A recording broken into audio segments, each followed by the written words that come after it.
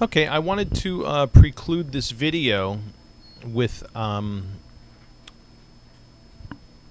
introduction to the diamonds that we're going to be looking at, because we're going to be looking at some really some hair-splitting details.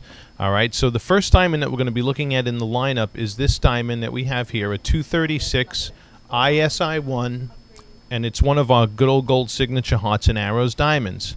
Okay, here's the arrows image. You can see, I mean, is picture perfect. The hearts image is picture perfect. Brilliant scope results, triple very high. This diamond is AGS ideal cut. It does happen to be amongst the finest AGS ideal cuts. Okay, so this diamond scores zeros all down the line for all of the variable metrics that are examined in the AGS light performance system.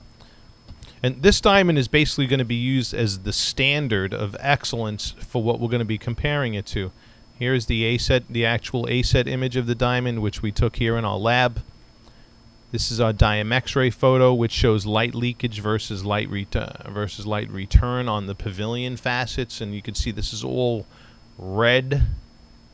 A pretty nice saturation of reds going around.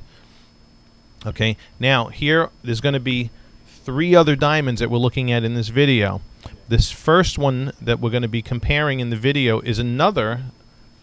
I mean, look at that optical symmetry, is picture perfect right on. It's a 2.5 carat FVS2, perfect formation of hearts, all symmetrically the same. I mean, it is spot on. This is a GIA triple excellent diamond, which we ran on the AGS light performance grading system, and as you can see, this also gets zeros down the line.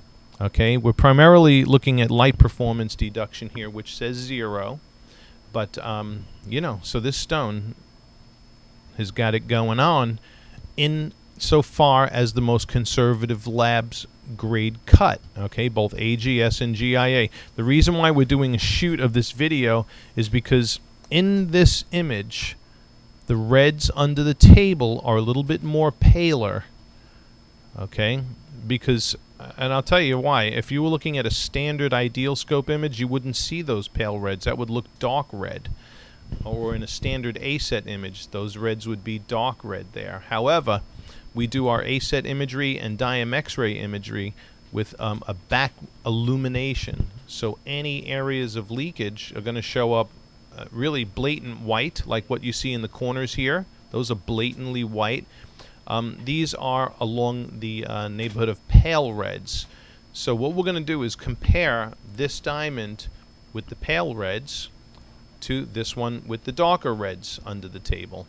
Okay, so that's going to be that 2.5 FVS2 is going to be diamond number 2. Diamond number 3 in this video, similar situation, precise optical symmetry.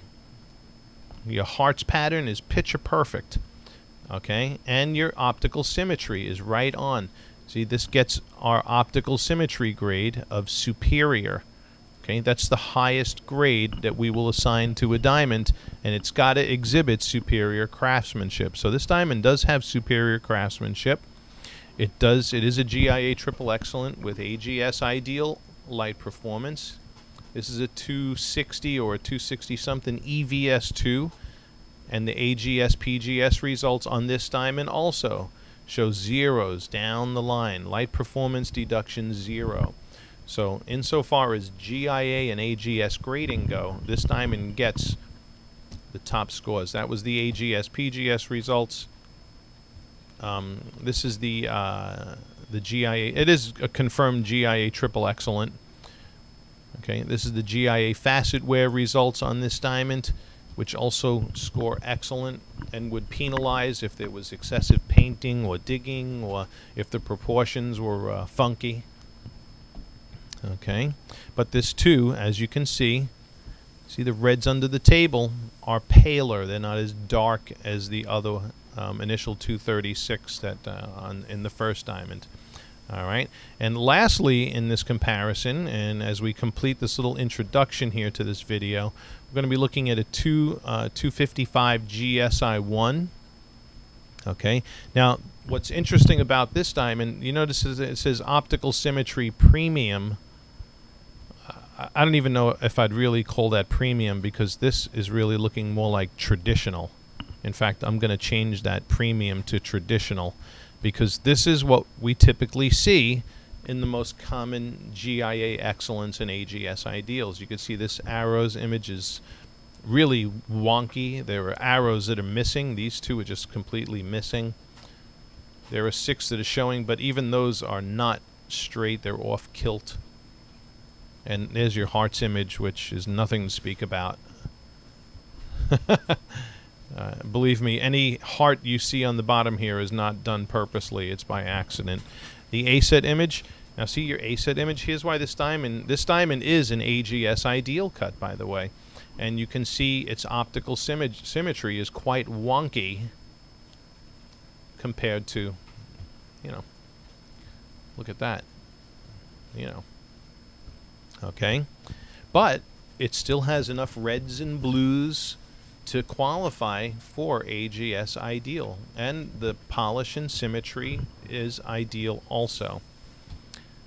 So until AGS starts grading for optical symmetry, this diamond will be held on an equal par with GIA and AGS as a diamond like this.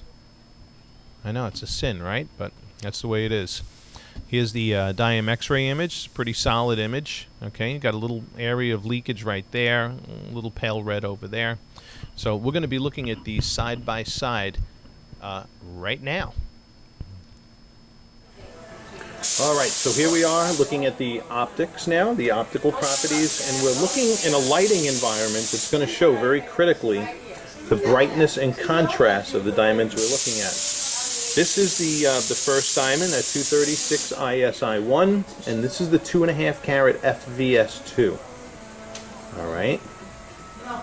And what we're examining here is the areas of bright reflections and dark reflections, the overall brightness of the diamond and its contrast. So, the question you have to ask yourself is, do I see an earth-shattering difference from this diamond to this diamond? Okay. If the answer is yes, we can tweak this diamond.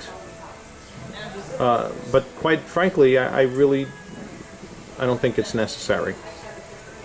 All right. Here is the 260 EVS2. Whoops. Okay. So here's all 3 of them side by side now.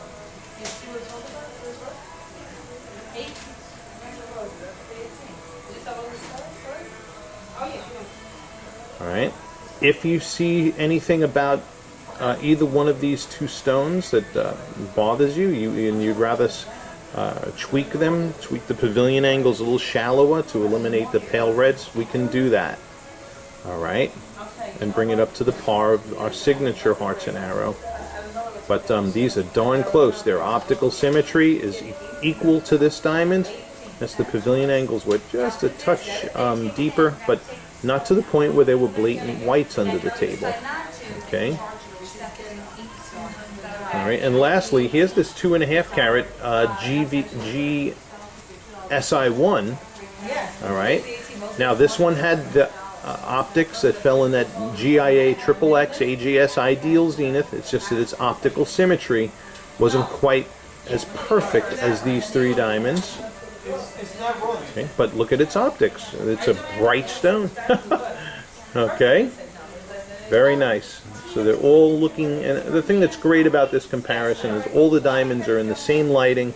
No one diamond is receiving any special favor or treatment over the others. We're just looking at it bare bones as it is. Now we're going to look at the sparkle scintillation of each one. Okay, this is in our stronger spotlighting environment.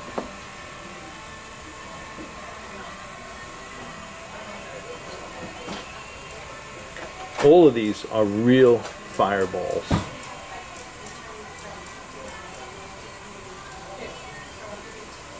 Okay.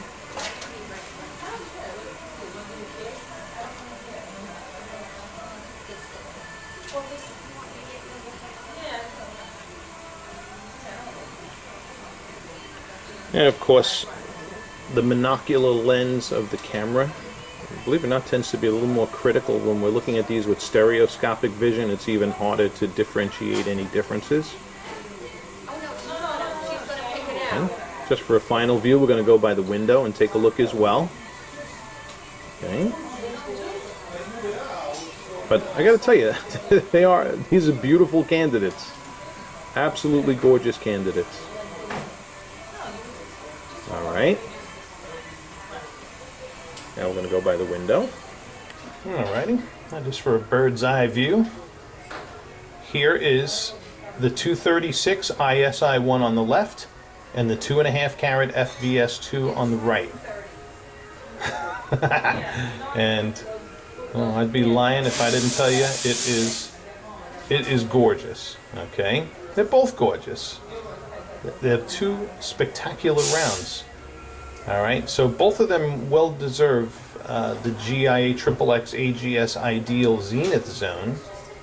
So down to this point, we're kind of splitting hairs a little bit, but we can split them for you if that's what you want to do.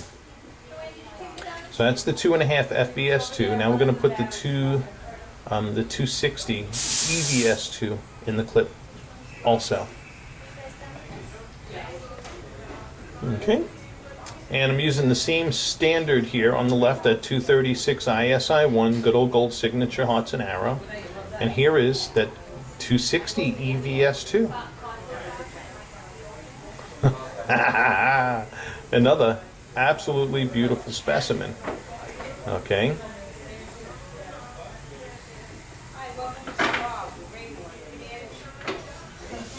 It is a honey. All right.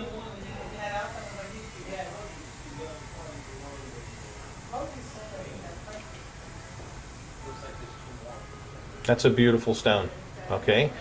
And that's the kind of, I would put lifetime policies on that, okay?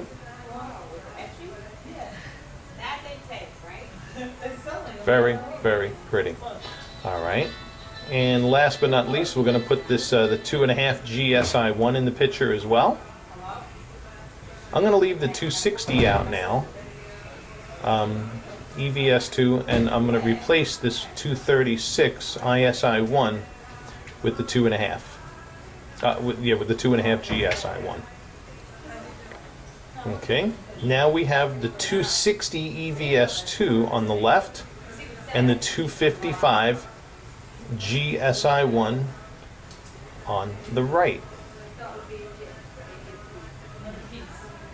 Okay. Also, bright stone. Remember, one thing to bear in mind: diamonds that receive light performance that falls in that GIA XXX AGS Ideal Zenith, that's a pretty rare factor in and of itself in the world of round brilliant cut diamonds, because many, and I would say again, many GIA Triple Excellence do not make AGS Ideal in their optics. So finding those rounds that have the optics that fall in that zenith are going to give you the brightness and contrast that you see here as we look at these two diamonds in natural ambient daylight. All right, so that wraps up this clip. You have to decide what's most important to you. And listen, we're here to serve and hold your hand each step of the way. So you let us know what you'd like to do. Thanks for watching.